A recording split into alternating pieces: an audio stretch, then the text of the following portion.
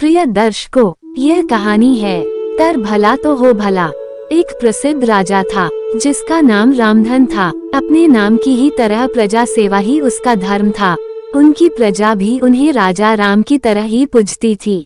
राजा रामधन सभी की निष्काम भाव से सहायता करते थे, फिर चाहे वो उनके राज्य की प्रजा हो या अन्य किसी राज्य की। उनकी ख्याति सर्वत्र थी। उनके दानी स्वभाव और व्यवहार के गुणगान उसके शत्रु राजा तक करते थे। उन राजाओं में एक राजा था भीम सिंह, जिसे राजा रामधन की इस ख्याति से ईर्ष्या थी।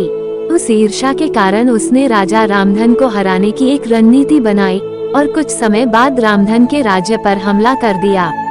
भीम सिंह ने छल से युद्ध जीत लिया और रामधन को जंगल में जाना पड़ा। इतना होने पर भी रामधन की लोकप्रियता में कोई कमी नहीं थी। हर जगह उन्हीं की बातें चलती थी, जिससे भीम सिंह को चैन न था। उसने राजा रामधन को मृत्युदंड देने का फैसला किया। उसने ऐलान किया कि जो राजा रामधन को पकड़कर उसके सामने लाएगा, वो उसे 100 सोने की दीनार देगा। दूसरी तरफ राजा रामधन जंगलों में भटक रहे थे।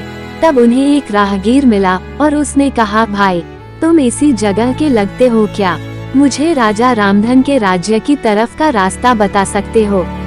राजा रामधन ने पूछा, तुम्हें क्या काम है राजा से? तब राहगीर ने कहा, बेटे की तबीयत ठीक नहीं, उसके इलाज में सारा धन चला गया। सुना है राजा रामधन सभी की मदद करते हैं, सोचा उन्हीं के पास जाकर याचना करूं। यह सुनकर राजा रामधन राहगीर को अपने साथ लेकर भीम सिंह के पास पहुँचे। उन्हें देख दरबार में सभी अचंभित थे। राजा रामधन ने कहा, हे राजन, आपने मुझे खोजने वाले को 100 दीनार देने का वादा किया था। मेरे इस मित्र ने मुझे आपके सामने पेश किया है, अतः इसे वो 100 दीनार दे दे। यह सुनकर राजा भीम सिंह को एहसास हुआ कि राजा रामधन सच में कितने महान और दानी हैं, और उसने अपनी गलती को स्वीकार किया। साथ ही राजा रामधन को उनका राज्य लौटा दिया और सदा उनके दिखाए रास्ते पर चलने का फैसला किया। दोस्तों, इसी को कहते हैं कर भला तो हो भला। कहाँ एक तरफ भीम सिंह राजा रामधन को मारना चाहता था और अंत में राजा रामधन की करनी देखे वो लज्जित हुआ और उन्हें उनका राज्य लौटा दिया और स्वयं को उनके जैसा बनाने में जुट गया। महान लोग सही कहते हैं, कर भला तो हो भला। रामधन की करनी का ही फल था, जो वो हारने के बाद भी जीत गया। उसने जिस तरह सभी की मदद की, उसकी मदद अंत में उसी के काम आई।